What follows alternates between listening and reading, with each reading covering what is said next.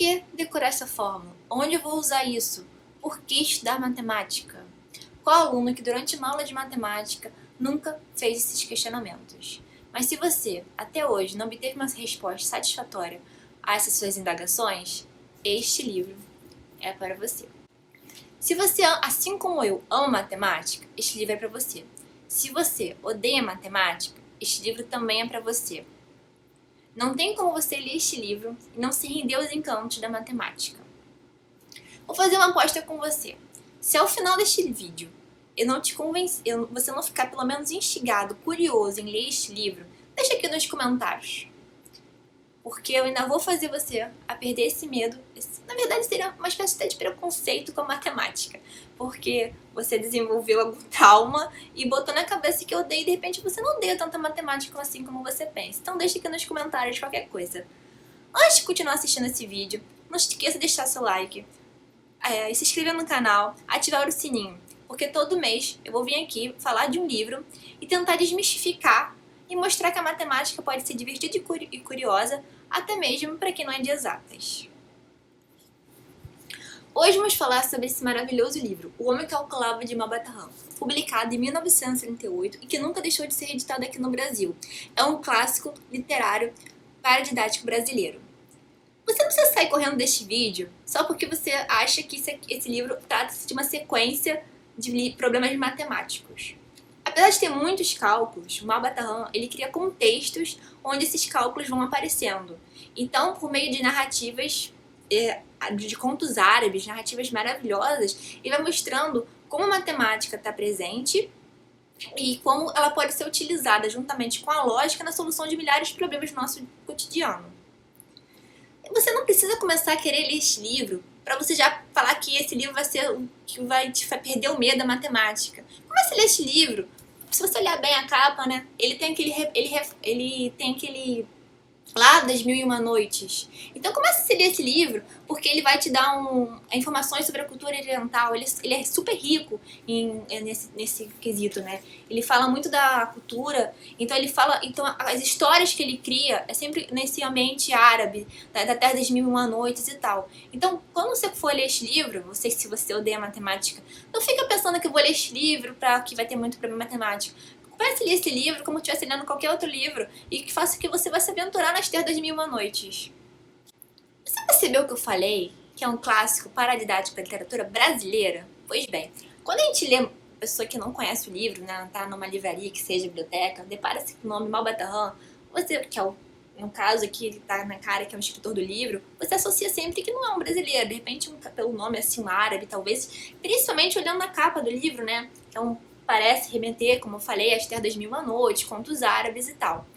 Essa era exatamente a ideia do professor de matemática brasileiro Júlio César de Melo e Souza, ao criar o heterônimo Malbataan. Isso mesmo, é um heterônimo, não um pseudônimo ao que estamos acostumados. Muitos escritores, né, quando eles querem de repente fugir um pouco do estilo, ou ficar naquela coisa de não querer revelar sua identidade, eles usam o pseudônimo, eles apenas assinam com outro nome. Só que o Júlio César ele foi muito mais do que isso. Ele criou um personagem. O Malbataan é um personagem.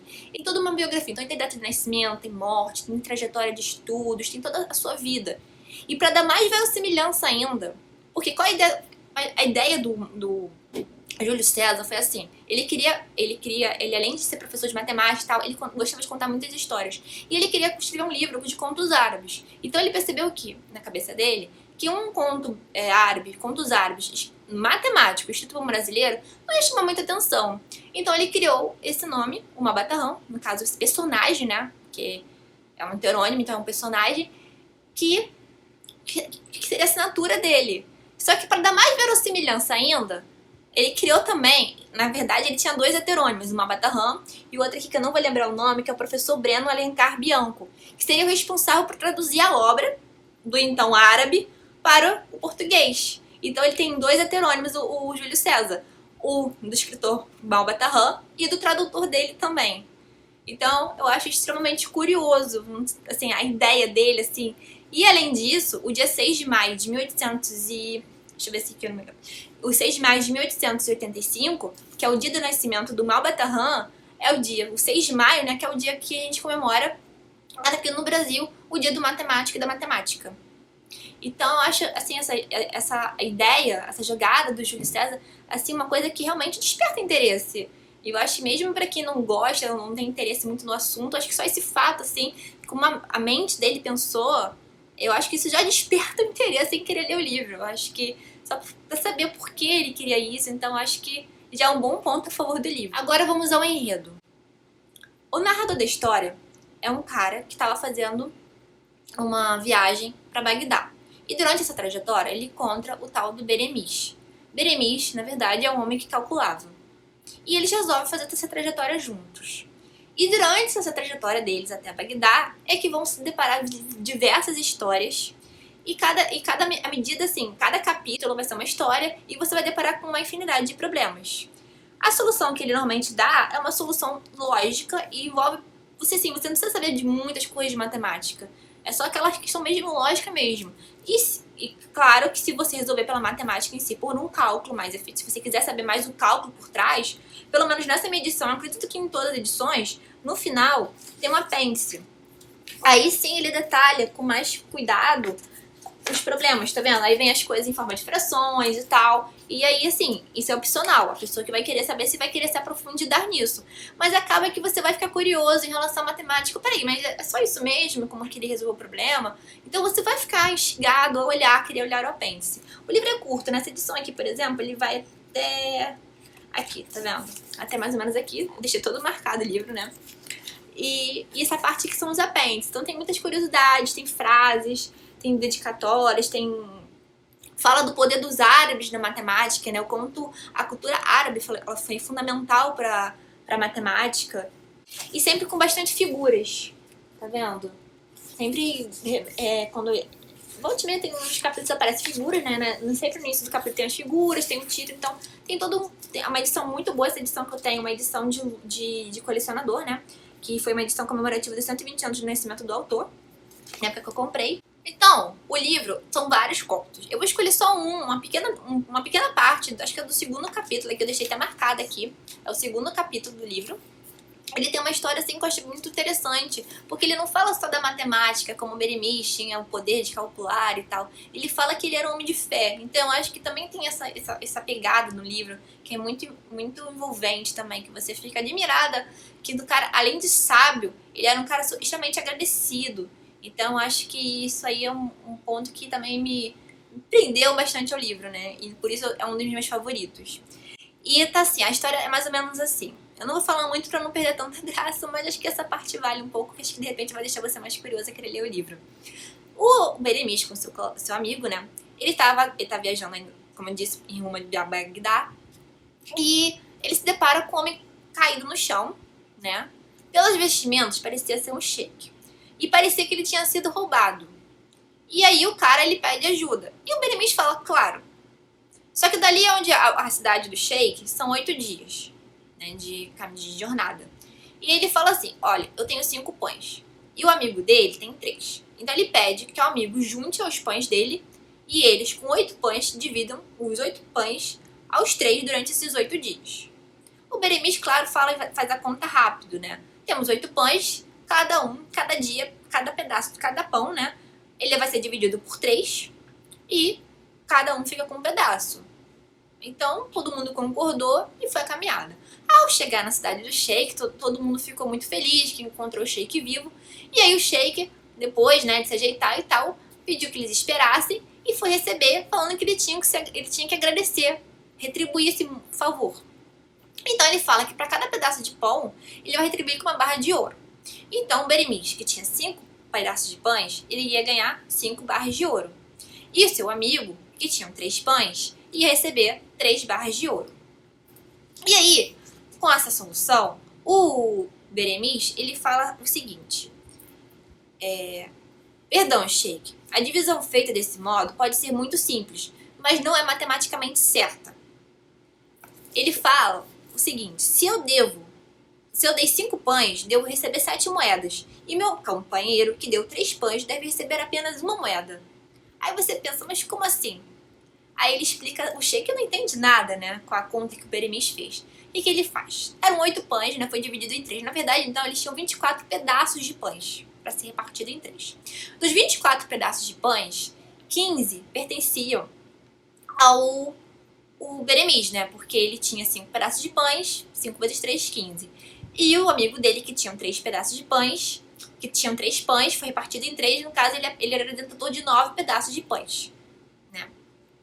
Dos 9 pedaços de pães, dos 8 dias, o amigo comeu 8 pedaços. Então, ele só deu um pedaço ao sheik. E o Beremis, que tinha, no caso, 15 pedaços, durante os 8 dias, ele comeu os 8 pedaços e deu ao sheik, no caso, né, terá 7 pedaços de pães. Então o sheik resolveu logo, então, resolvido. Vou dar ao Beremis 7 pedaços, 7 barras de ouro, e ao seu colega uma barra de ouro. Aí o Beremis, ele fala o seguinte: esta divisão, 7 moedas para mim e uma para o meu amigo, conforme provei, é matematicamente certa, mas não é perfeita aos olhos de Deus. Por quê? Então, ele resolveu o problema de uma forma simples, né? Ele não falou de frações. Se você olhar no apêndice, ele vai tratar isso como fração, porque mais ou menos eu acabei falando um pouco. Mas ele diz que ela não é perfeita aos olhos de Deus. Por quê? Porque ele falou assim com o amigo dele, se eles juntos não iam conseguir ajudar ao sheik. Então ele fala que a divisão correta era ele ganhar as 4 barras e o amigo também ganhar as outras 4 barras. Porque se não fosse aquele um pedaço de pão que o amigo deu no último dia, eles não tinham conseguido chegar até o final. Então aquele um pedaço, por mais que seja um pedaço, ele foi fundamental para ele ter chegado ao final. Então essa história eu acho assim que logo no início ela já te cativa logo. Então não tem como você não se emocionar com isso. Então tem vários momentos que ele faz isso. E aí, na mesma hora, o cara fala assim, nossa, você é um homem de fé. E aí convida ele pra participar. E dali começa a mudar a vida todinha do Beremis, do homem e do colega dele. Então eu acho que essa história, assim, eu acho que aqui dá o ponto de partida pra muita coisa no livro. Eu acho, assim, na minha opinião, este livro ele deveria ser, assim, obrigatório em todas as escolas pra ler este livro. Porque, assim, é um livro muito lúdico.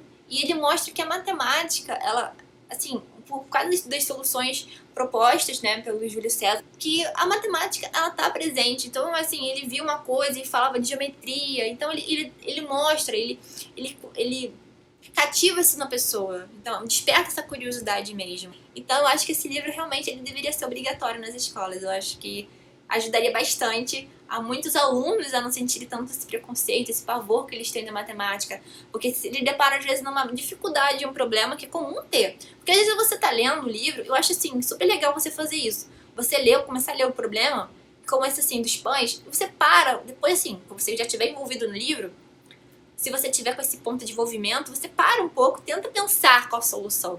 E às vezes a solução dada pro Beremis, você fala, gente, como ele chegou a essa conclusão? Porque ele vai te explicar sem envolver matemática. Ele envolve matemática não indiretamente. E aí você fala, nossa, caramba. E aí depois você olha o apêndice e vê qual a matemática por trás disso. Então é um livro muito bom mesmo, super recomendo, recomendadíssimo mesmo. Então, agora, né, que eu já dei uma falada bem por cima, assim, do livro, né, pra estimular você a ler, eu vou falar o livro agora do mês. Na verdade, deste mês, né, não seria no próximo.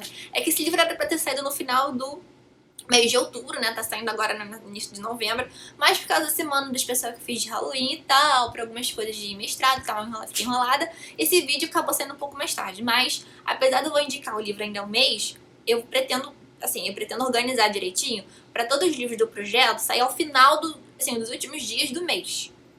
E o livro, então, que eu vou indicar ainda vai ser pra este mês. E outra coisa, não deixe de me seguir nas redes. Vou deixar no meu Instagram, principalmente, que eu sempre tô colocando nos stories da leitura. Principalmente desse livro do Malbataan.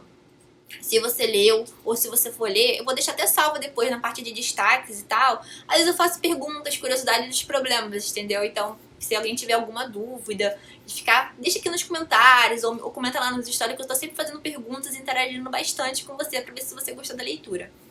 O livro do mês, né, que é o mês de novembro, no caso, é um livro que é muito recomendado por um professor que eu admiro muito, professor muito querido, foi professor da graduação, do mestrado também, por coincidência, meu orientador, que é o Moacir.